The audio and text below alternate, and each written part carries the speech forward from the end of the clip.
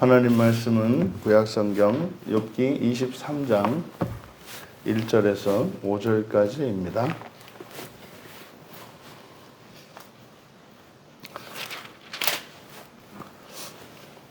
같이 한 목소리로 함께 읽겠습니다. 욥이 대답하여 이르되 오늘도 내게 반항하는 마음과 근심이 있나니 내가 받는 재앙이 탄식보다 무거움이라. 내가 어찌하면 하나님을 발견하고 그의 처소에 나아가랴. 어찌하면 그 앞에서 내가 호소하며 변론할 말을 내 입에 채우고 내게 대답하시는 말씀을 내가 알며 내게 이르시는 것을 내가 깨달으랴. 아멘. 욥의 원망과 소망이라는 제목으로 말씀의 은혜를 나누고자 합니다.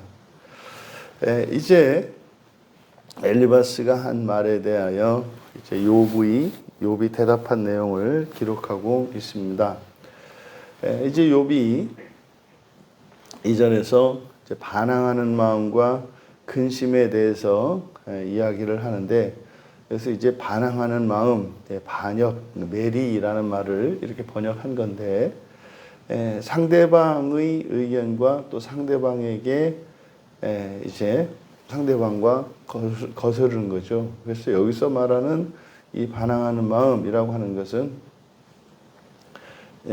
지금 직접적으로는 욥을 신성모독하는 사람으로, 이렇게 악한 사람으로 취급하는 그들의 의견에 동조할 수 없는 거죠. 그래서 오늘도 내게 반응하는 마음과 근심, 이때 근심이라고 하는 것은 생각입니다. 그래서 시아흐, 그래서 이제 명상 또는 불평 이렇게 번역되는 건데, 그러니까 욥은 지금 친구 엘리바스가 하나님과 화해를 위해서 회개를 하라고 자신의 신성모독과 그 악함을 하나님 앞에 회개하라고 촉구하지만 도저히 그의 말에 동의할 수 없고 오히려 엘리바스의 그 말에 대해서 이제 화가 나는 거죠. 그것을 반역과 근심으로 이제 표현하고 있는 겁니다. 그래서 친구의 말이 받아들여지지 않습니다. 이어서 내가 받는 재앙이 탄식보다 무겁다. 여기서 이제 많이 의역이 되어 있는데, 그래서 재앙이라고 번역된 말은 손, 야드를 이렇게 번역을 했습니다. 야드. 그래서 그대로 직역하면 내 손이, 재앙이 손이거든요. 내 손이 탄식보다 무겁다 이렇게 됩니다. 내 손이 탄식보다 무겁다. 그러니까 이제 의미가 좀 잘 드러나지 않기 때문에 이렇게 이제 풀어서 이야기를 한 것입니다만, 여기서 내 손이라고 하는 것은 사람의 능력과 행위를 나타내기 때문에 여기서는 욥의 그 행실과 욥의 삶을 나타내는 것으로 보입니다. 그래서 탄식이라고 한 것은 지금 친구들의 비난으로 인한 탄식을 말하겠죠. 그러니까 재앙으로 번역된 내 손은 욥이 살아왔던 인생과 그의 행위를 나타내고, 탄식이라고 하는 것은 욥의 과거의 인생에 대한 친구들의 판단, 그것의 결과를 의미하는 것으로 보인다. 그러니까 내가 받는 내 손이 탄식보다 무겁다. 그래서 무겁다라고 하는 이 카바드는 이게 이제 영광스럽다, 존귀하다, 또 더 중하다 이런 의미로 쓰이거든요. 그러니까 여기서는 무겁다고 하는 의미가 긍정적인 의미로 내가 살았던 내 손이 탄식보다 무겁다. 그러니까 욥이 살아왔던 그 인생이 친구들이 평가하는 그것보다 더 존귀했다라고 하는 자신의 인생에 대한 자부심을 나타내고 있는 것으로 보입니다. 지금 그래서 앞에 1절, 바로 2절에서 친구들이 하는 말이 욥에게 반역이 되고 반역으로 받아들여지고 또 그것이 근심이 된다 이렇게 말했지 않습니까? 그러니까 그 이유를 이제 3절에서 아니죠. 2절의 하반절에서 밝히는 것으로 보인다. 그러니까 자신이 살았던 인생에 대해서 자부하고 있는 겁니다. 그러니까 이거는 그냥 뭐 이렇게 자신의 인생에 대해서 자부심을 가지면 그냥 쉽게 뭐 교만하다 이렇게 얘기할 수 있는 문제가 아니죠. 실제로 어떤 사람에게는 그런 인생이 있을 수 있습니다. 이제 오늘날 교회의 큰 폐단 중에 하나가 뭐냐면 사람의 의를 부인합니다. 성경에서 하나님 앞에서 의로운 자가 없다라고 했을 때 그 의는 절대적인 죄의 상태에 있다라고 할 때 그 완전성은 사람의 의를 말하는 게 아니라 신적인 의, 하나님의 의를 말하는 거거든요. 그러니까 어느 종교에서도 이렇게 사람의 의를 이룬 이들이 있어요. 사람의 의를. 그러니까 로마 캐톨릭에서는 그런 사람들을 성인이라고 하지 않습니까? 그래서 인간적으로는 흠잡을 데 없고 보통 사람들을 초월한 것 같은 삶을 살았던 이들, 그들을 이제 캐톨릭에서는 성인이라고 하는 성호를 붙여요. 또 뭐 유교나 이런 성인 군자나 위대한 이런 인물들이 다 있지 않습니까? 근데 기독교에는, 이 개신교에는 그것이 아예 없다고 가르친단 말이에요. 왜? 성경에 의인은 없다고 되어 있기 때문에 사람은 그럴 수 없다. 그러니까요. 그런 성인 군자로 살았고 사람들에게 모범이 되고 존경을 받고 추앙을 받았던 사람들 사실은 다 들어가 보면 죄가 있다. 이게 지금 욥의 친구들의 이야기거든요. 그러니까 왜 우리 개신교에서 그런 이야기를 하냐면 성경에서 이 완전성, 의에 대해서 이야기할 때 사람의 의와 하나님의 의에 대해서 이야기하고 성경의 관심은 성경이 우리에게 예수 그리스도를 통해서 우리를 완전에 이르게 하려고 하는 그 완전, 그것은 하나님의 의거든요. 근데 그것을 사람의 의로 이제 생각을 하니까 개신교가 이거는 뭐 이상한 종교가 되어버린 거예요. 그러니까 오직 예수라고 했을 때 오직 예수만 사람의 의를 완전히 갖추었고 기독교 역사상, 이 개신교 역사상, 그 사실은 뭐 기독교 전체죠. 2000년 기독교 역사상 그렇게 사람의 의를 이룬 사람은 없다. 아니, 그 말이 안 되는 얘기라니까요. 아니, 이미 구약에 있는 이미 하나님을 만족시킨 사람들이 얼마나 많아요. 그러니까 지금 이 하나님의 의에 대한 몰 이해 때문에 이런 말도 안 되는 실수가 일어난다. 그래서 지금 여기서 바로 2절의 하반절에서 내 손이 탄식보다 더 중하다, 더 소중하다라고 하는 것은 뭐다? 자기가 살아왔던 인생에 대해서 하늘을 우러 한 점 부끄러움이 없는 거고요. 그 지금 친구들의 이 평가가 너무 억울하고 답답한 거예요. 이 이야기를 내 손이 탄식보다 무겁다라고 말한 것이다. 그래서 이것은 단순한 교만한 말이 아니라 정직한 말이다. 여러분, 뭐 바울도 율법에 있어서는 단 한 번도 율법을 어긴 적이 없다고 하잖아요. 의로운 사람이에요. 의로운 사람이에요. 오늘날 그리스도인 가운데 왜 그런 사람이 없겠어요? 감리교 창시자 같은 웨슬레 같은 경우도 자신이 회심한 이후로, 다시 말해 예수님을 믿고 난 뒤로 하나님의 법을, 하나님의 말씀을 한 번도 어긴 적이 없다고 이야기한단 말이에요. 그 사람한테 이제 장로교인들은 그러죠. 아유, 저 위선자, 저 교만한 자, 이렇게 얘기한단 말이에요. 아니, 하나님 앞에서 누군가가 그렇게 이야기하면 그냥 믿어주면 안 되나요? 하지만 웨슬레조차도 사실은 하나님의 의에 대한 이해가 충분하지 않았어요. 그러니까 나는 이제 다 이루었다라고 하는 말을 하게 되는 거죠. 자, 그리고 이어서 이제 3절에 내가 어찌하면 하나님을 발견하고 그의 처소에 나아가랴.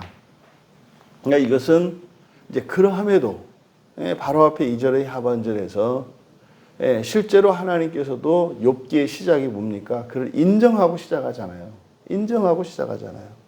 사람으로서는 온전한 자다. 하나님을 경외한 자다. 악에서 떠났다. 그만한 사람이 없다. 이렇게 인정하고 하나님의 인정으로 시작한다는 것을 우리가 잊으면 안 돼요. 이제 그러함에도 지금 현재 자신의 처지가 어떻습니까? 이 세상에 악한 사람들보다도 더 형편없는 인생 가운데 있잖아요. 가장 비참하고 불행하고 오죽하면 친구들이 지금 하나님으로부터 저주받은 자라고, 네가 죄가 있어도 보통 죄 있는 자가 아니고 죄 있는 범죄한 자요, 그 본성이 악한 자요, 하나님께 신성을 모독한 자라고 지금 비난을 듣고 있잖아요. 왜요? 현재 그의 딱한 처지 때문에. 지금 그러한 이런 이율배반적인 욥의 삶과 현재의 상태, 이 상태는 절대적으로 구원이 필요한 상태예요.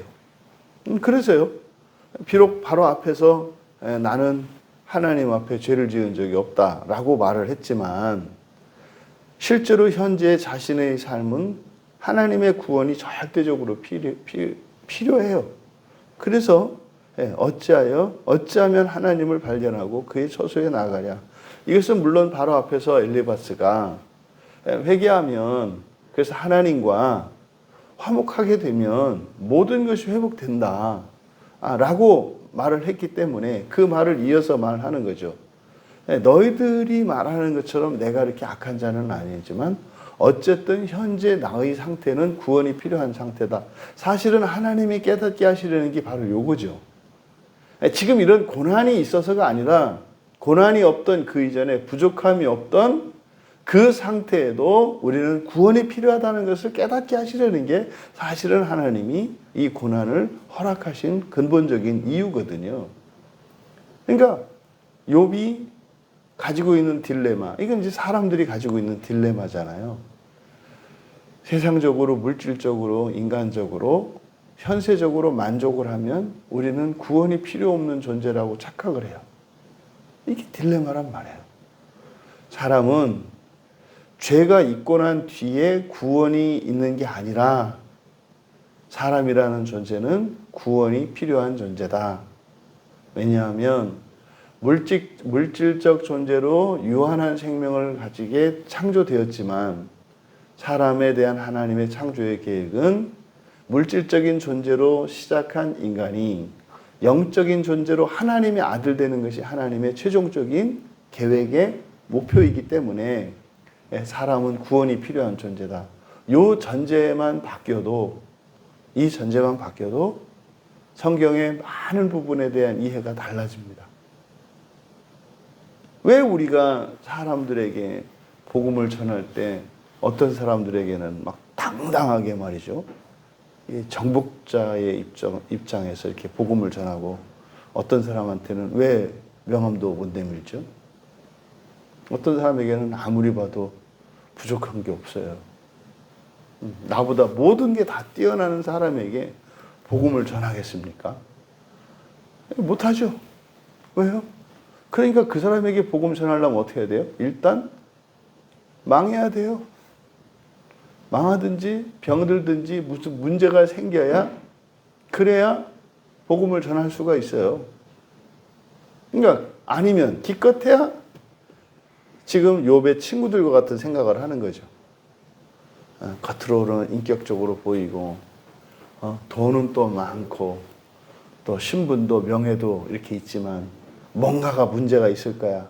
드러나지 않는 거야. 마음에 죄가 있을 거야. 뭐 이런 말도 안 되는 상상을 하지 않습니까?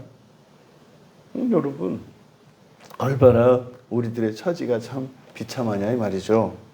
그러니까 지금 구원이라는 것은 사실 욥이 이 사실을 만약 진즉에 깨달았다면 이런 시험이 없었겠죠. 이걸 깨달았다면. 그래서 지금 욥의 입장에서는 구원이 절대적으로 필요한 상태예요. 하지만 어찌하면 하나님을 발견하고 그의 처소에 나가랴. 욥의 입장에서는 사실은 그 길이 없어요. 지금 친구들이 말하는 거는 욥이 과거에 범한 어떤 범죄 사실이 있다는 거잖아요. 그걸 회개하라는 거잖아요. 그러면 하나님 앞에 나가서 회복할 수 있다는 거예요. 근데 문제는 욥에게 그게 없어요. 욥이 인간적으로 그렇게 악을 저지르고 범죄한 일이 없단 말이에요. 그러니까 인간적으로 회개해야 될 어떤 것이 없기 때문에 욥의 입장에서는 참으로 딱한 처지인 거죠. 딱히 회개할 게 생각이 안 나는데 사실은 욥이 회개해야 될 것은 뭡니까? 욥이 회개할 수 있는 길은 누수가 열리는 길밖에 없어요. 아, 사람이 사람으로 끝이 아니라 하나님의 자녀 되는 거구나. 나는 그냥 사람으로 살다가 뭐 죽으면 이 세상을 살다 죽는 게 그저 인간이라고 생각을 했고 현세의 복과 현세의 만족이 모든 것이라고 생각을 한 것이 잘못됐구나를 깨닫는 거죠.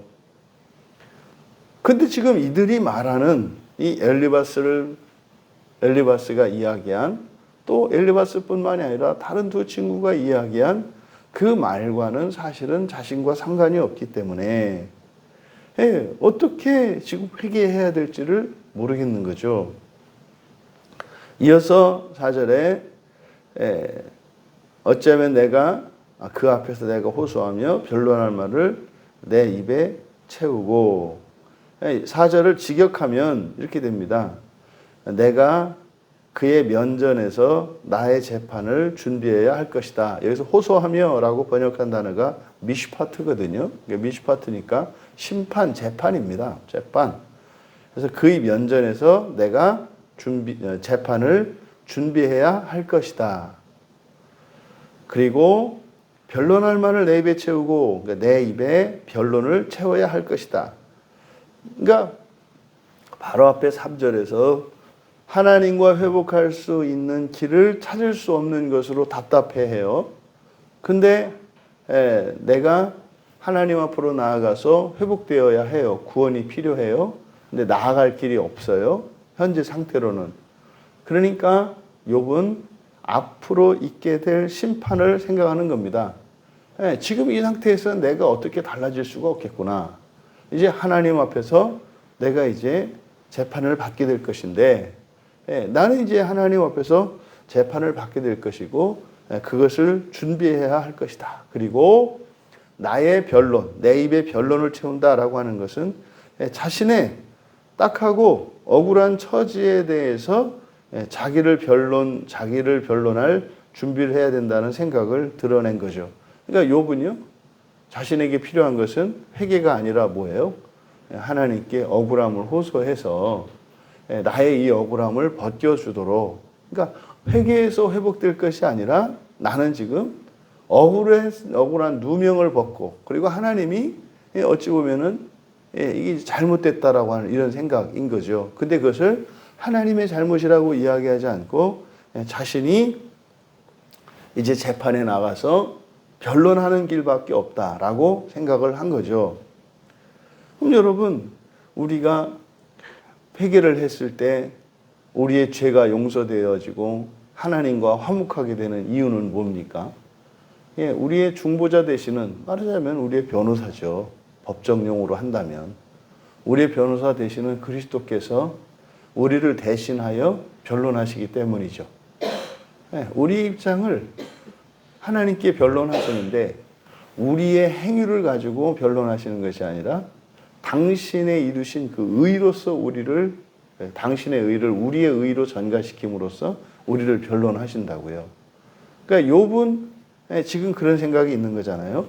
하나님으로부터 자신의 의로움을 인정받아야 하는데 그 의로움의 근거가 자기 자신, 여기 자기 자신은 사람의 의지 않습니까? 사람의 의에 두고 있는 거죠. 그러니까요, 아무리 봐도 내가 잘못한 게 없어요. 그러니까 이게 이제 인생을요, 건실하게 살아왔던 사람들, 정직하고 성실하게 살아왔던 사람들이 어느 날 기독교인이 다가와서 당신이 죄인입니다라고 얘기했을 때 이게 받아들일 수 없는 얘기예요. 아니, 세상 천지가 다 내가 도리를 다 하고 산 것을 다 아는데 무슨 예수쟁이가 갑자기 와가지고 나보러 나한테 하는 말이 당신은 죄인입니다. 예, 그러니까 그런 그 복음 전도 방식은 바로 뭐 때문에 그렇다? 이 죄에 대한 개념이, 다시 말해 의에 대한 개념이 사람의 의와 하나님의 의로 구분된다는 사실을 모르기 때문인 거죠. 그러니까요, 우리가 하는 전도 방식은 우리나라 전례의 불교 방식이나 유교적 방식의 전도가 우리나라 사람들에게는 이해가 되는 거예요. 당신이 이렇게 정말 완전하고 성실하고 인격적인 삶을 살았고 뭐 부족한 게 하나도 없지만 당신도 언젠가는 죽습니다. 뭐 이러면요, 아니라고 부인할 사람이 어디 있어요?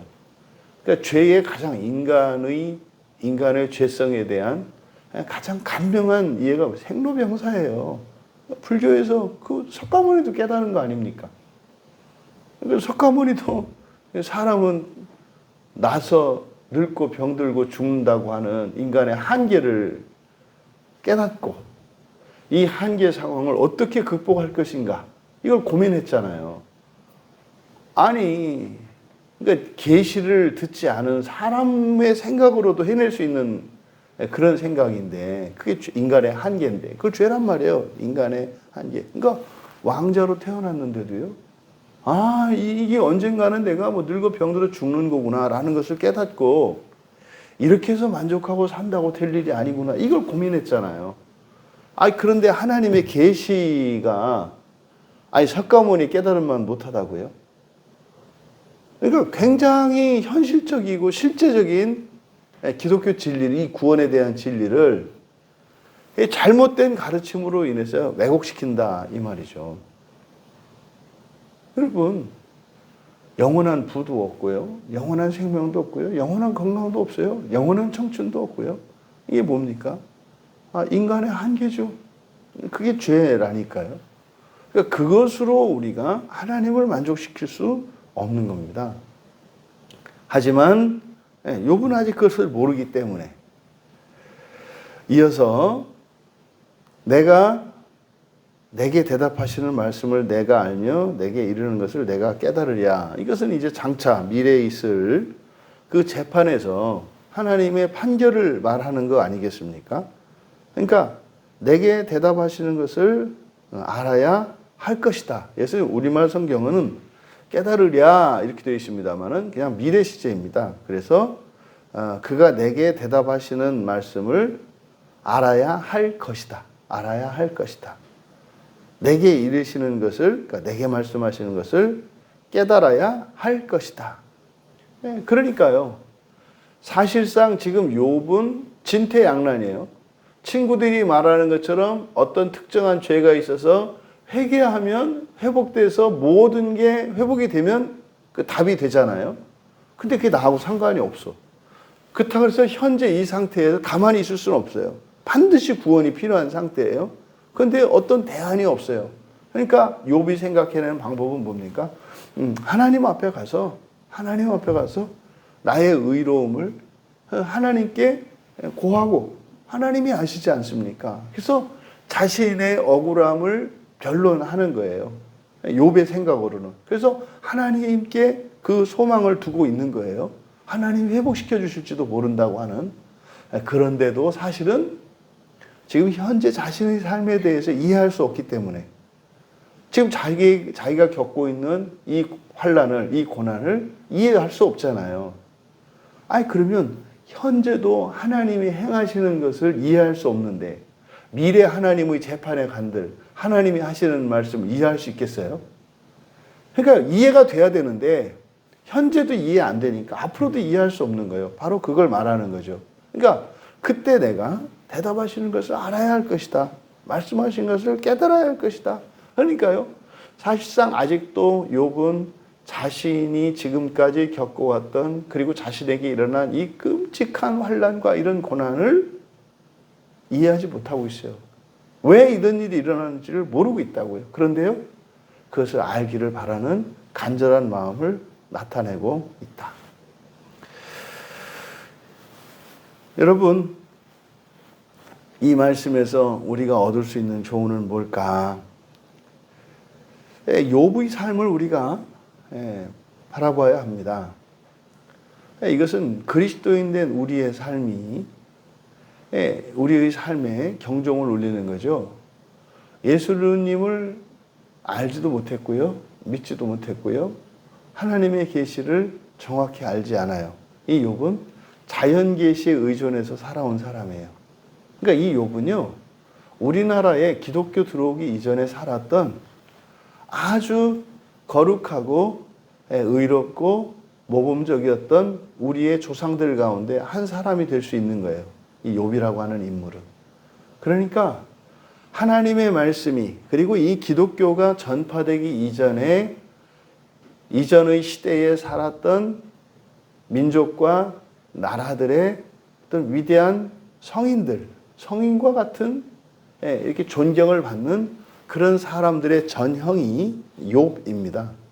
그러면 예수님을 믿지 않는 사람조차도 자신의 인생에 대해서 하늘을 우러러 한 점 부끄러움이 없다라고 말할 때 그것을 그냥 교만과 독선으로 치부해버리고 폄훼할 것이 아니라 예수 그리스도를 믿고 성령이 우리 안에 내주하며 하나님의 절대적인 지지와 신뢰와 또 하나님의 도움을 받으며 살아가는 우리의 실존이 어떠한가를 한 번쯤은 우리가 생각해 볼 필요가 있다.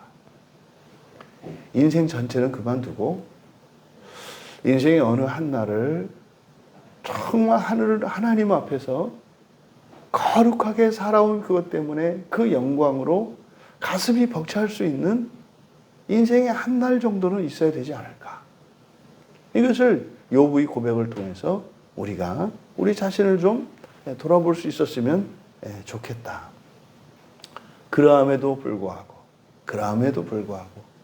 그것은 결단코 우리가 바라는 영예의 면류관이거나 우리의 소망이 되어서는 안 된다. 그 위에 훨씬 못 미치는 나의 인생이라 할지라도 욥에게 주눅들지 않고 욥과 같은 삶을 살았던 사람에게 열등감을 느끼거나 주눅드는 것이 아니라 오히려 그보다 그에 못 미치는 인생을 살았던 그것 때문에 우리는 하나님의 은혜에 더 감사할 수 있다는 사실입니다. 목표는 우리가 이렇게 세워야 하지만 그렇지 못한 것 때문에 우리가 주눅들거나 열등감을 갖거나 구원에 대해서 불안해할 것이 아니라 그러함에도 욥의 발꿈치에도 미치지 못하는 것 같은 그런 비참하고 저급한 인생을 산 것 같은 나에게도 도대체 내가 무엇이간데 나를 하나님께서는 하나님 자녀를 삼아주시고 내가 무엇이건데 하나님은 절대적으로 나를 믿어주시고 이렇게 구원하시는가. 그래서 오히려 그렇게 살지 못하는 그것 때문에 내가 작아질 때 내가 작아짐으로 내가 위축되는 것이 아니라 나의 작아지는 이유가 하나님의 크심의 원인이 된다는 사실을 깨닫고 나의 부족함으로 인해서 하나님의 그 은혜와 사랑을 더욱 느끼고 감격할 수 있기를 바랍니다. 또 지금 욥은 이제 현재 욥이 겪고 있는 고난은 처음에 막 자식들이 죽어나가고 재산이 다 불타고 도둑들이 가져가고 이렇게 할 때 환경적인 것들이 사실은 욥의 고난이었어요. 결국 욥이 겪는 마지막 고난이 뭡니까? 마음이에요. 그의 친구들로부터 쏟아지는 이런 말도 안 되는 비난과 독설들, 이런 오명들, 이것으로 인해서 그의 마음이 지옥이 되는 것을 보았습니다. 결국 고통의 원인은 사람이나 환경에 있는 게 아니라는 것을 깨닫게 된 거죠. 고통의 원인은 어디에 있습니까? 우리의 마음에 있어요. 우리의 마음에. 다만 이런 고통을 자극하는 요소들이 주변 환경, 사람인 거죠. 그래서 이제 욥은 이 고통의 원인이 하나님께 있는 것이 아닌 것을 깨닫게 되었습니다. 그래서 이 고통의 원인을 하나님께 두고 원망하는 것이 아니라 다만 고통 가운데 있는 자신을 더욱 괴롭게 하는 친구들을 원망하고 있어요. 하지만 하나님께는 소망을 두고 있습니다. 근데 불확실한 소망이에요. 왜요? 알 수 없기 때문에. 그래서 비로소 이제 욥이 이 원망과 소망이 갈립니다. 원망할 것은 사람인 거고요. 우리가 소망을 둘 것은 하나님인 것을 깨닫게 된 것입니다. 여러분, 우리의 힘듦과 모든 고난은 우리가 사람이기 때문에 겪는 것입니다. 그렇다면 이 모든 것으로부터 벗어날 수 있는 것은 하나님께 있고 하나님 되는 것입니다.